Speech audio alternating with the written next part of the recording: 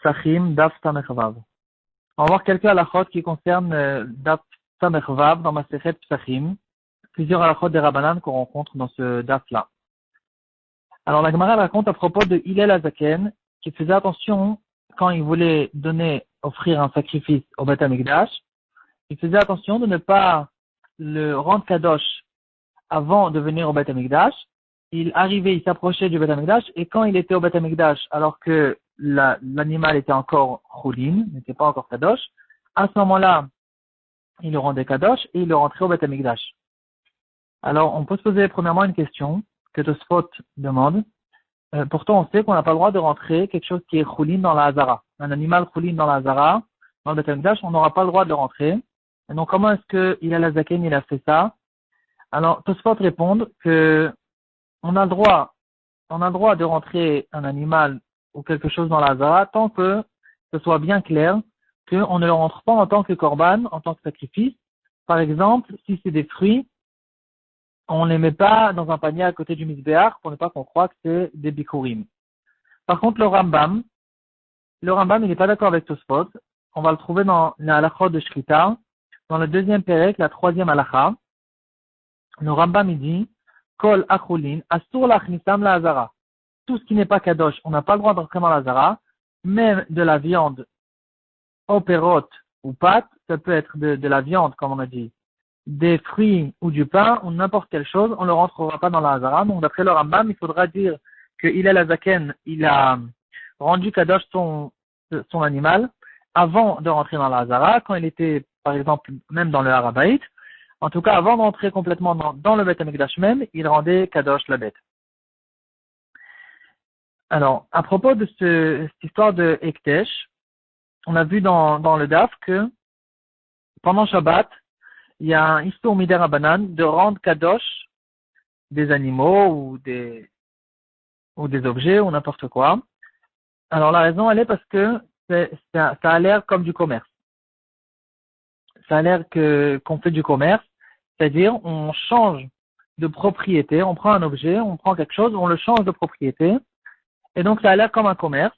Et pourquoi il y a un problème dans le Ekdesh? C'est parce que dans le Ekdesh, il y a quelque chose de spécial, qu'avec la parole, on arrive à changer de propriété. En général, quand on fait un kinyan entre deux personnes, il faut faire un kinyan, il faut faire une action de kinyan, il faut tirer la bête, il faut lever l'objet, etc. Par contre, dans le Ekdesh, rien qu'avec la parole, ça change de propriété, ça devient kadosh. Donc, le changement de propriété ressemble à du commerce. Donc, les chachamim ont interdit de rendre kadosh des animaux ou des choses pendant Shabbat. Par contre, on a vu dans le Daf, et comme ça c'est tranché dans l'Halacha, qu'un korban qui sur moment est pendant Shabbat, on aura le droit de le faire même pendant Shabbat, comme korban Pesach ou korban Tamim. Si on l'a pas fait avant Shabbat, on le rendra kadosh pendant Shabbat. Ça se trouve dans le Shulchan Aruch, vous pouvez le retrouver dans la partie Orach Chaim, dans le Siman Shin Lamed Tet, Seif Dalet. Maintenant, est-ce qu'on a le droit de dire, je prends sur moi de donner quelque chose au Ekdesh, au Beth Amikdash? C'est-à-dire, il n'est pas en train de rendre kadosh un objet ou un animal, il prend sur lui en éder de donner une telle et telle somme au Beth Amikdash ou de donner un animal sans dire lequel. Ça, on aura le droit. Comme ça, il ramène le Mishnah Brura dans le Siman Shin Vav, dans la lettre Kaf Aleph. Pourquoi? Parce que toute la raison pour laquelle on n'a pas le droit de rendre kadosh, comme on a vu, c'est parce que on prend un objet, on le change de propriété. Pourtant, quand il prend que sur lui de donner quelque chose au Beth Amikdash, il n'y a aucun changement de propriété, donc là, il n'y aura pas de problème. Par contre, il faut préciser qu'aujourd'hui, de notre temps, où il n'y a pas le Beth Amikdash, il est strictement interdit de rendre kadosh des objets ou de prendre sur soi de donner au Beth Amikdash parce qu'on a peur que, Chas Shalom, le temps tarde et que le Beth Amikdash ne soit pas reconstruit tout de suite.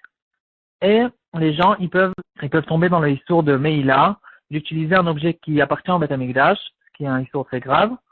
Et Chachamim ont dit, les poskim, ils disent que un objet kadosh qui appartient au Beth Amikdash aujourd'hui, il faut l'exterminer tout de suite, le brûler, pour ne pas qu'il reste ici et qu'on peut en faire Meïla.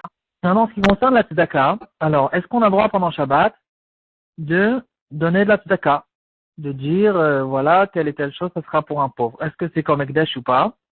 Alors, on pourra retrouver dans le Mishnah Brura, dans le Siman Shin Vav et la lettre Kav Zayin, dans le Mishnah Brura, il dit que s'il dit, je prends sur moi de donner de la tzedaka, par exemple, dans les enchères à la choule, il prend sur soi de donner telle et telle somme, ça c'est sûr que c'est moutard. On a le droit, parce que même dans le Ekdesh, le vrai Ekdesh, l'original, pour le Beth Amikdash, on vient de dire qu'on a le droit tant qu'on ne précise pas un objet. Le Mishnah Bora il dit que même de préciser un objet, par exemple, j'ai une armoire qui peut servir pour le Aron Kodesh ou une parochette ou n'importe quelle chose que je veux donner à la choule, ou bien je prends un objet et je le précise, je le donne, je le dis, ça sera pour les pauvres.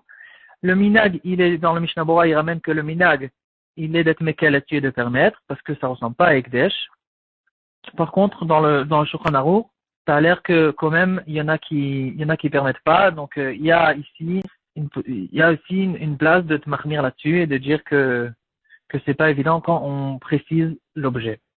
Il y a une halakha intéressante que j'ai retrouvée dans le shoot du Shevet Halevi du Rav Wosner. Alors la référence elle est dans le 10e tome, le Perek Kuf Samer Vav et la lettre Zain. Il dit quelque chose de très courant qui peut arriver à propos de la tzedaka. Et il faut faire attention à ça. Par exemple, un pauvre qui tourne dans la choule ou qui tourne en demandant de la tzedaka, et moi j'ai sorti la pièce de ma poche avec l'intention de lui donner, et entre-temps, il a tourné, il est parti, et j'ai pas eu le temps de lui donner. Maintenant, quand j'ai sorti cette pièce avec l'intention de la donner à la tzedaka, je l'ai désignée à la tzedaka, donc maintenant c'est une pièce de tzedaka. Donc maintenant si je reprends cette pièce et je la remets dans ma poche, c'est problématique, c'est pas évident parce que j'ai une pièce qui est désignée à la tzedaka, qui s'est mélangée avec mes autres pièces, et ça cause un problème. Ou bien par exemple, je lui donne une grande pièce ou un billet et je lui demande la monnaie, il me dit qu'il n'a pas la monnaie, donc il va faire d'abord la tournée, il va me rendre la monnaie, et puis il a oublié, il est parti. Donc moi, quand j'ai sorti le billet, je l'ai désigné à la tzedaka, la même chose, c'est un problème. Alors, il dit, pour ça, il faut faire un tnaï, il faut venir avant, et comme on a vu dans la Gemara à propos de Hillel Azaken, qui avait dit, moi, je rends pas Ekdesh, mon animal, tant que je ne suis pas arrivé au Beth Amikdash, alors la même chose. Il vient et il dit, à partir de maintenant, je ne désigne aucune pièce, aucun argent pour la tzedaka, tant qu'il n'est pas arrivé complètement dans la main du pauvre, dans la main de la choule. Comme ça, de cette manière-là, tout l'argent qui se trouve chez moi, même si je l'ai sorti avec une intention de la donner à la tzedaka, puisque j'ai fait un tnaï, cette intention ne compte pas, et l'argent reste à moi tant qu'elle n'est pas arrivée complètement dans la main du pauvre ou l'endroit de la tzedaka que je voulais faire. Aussi, ça peut arriver avec les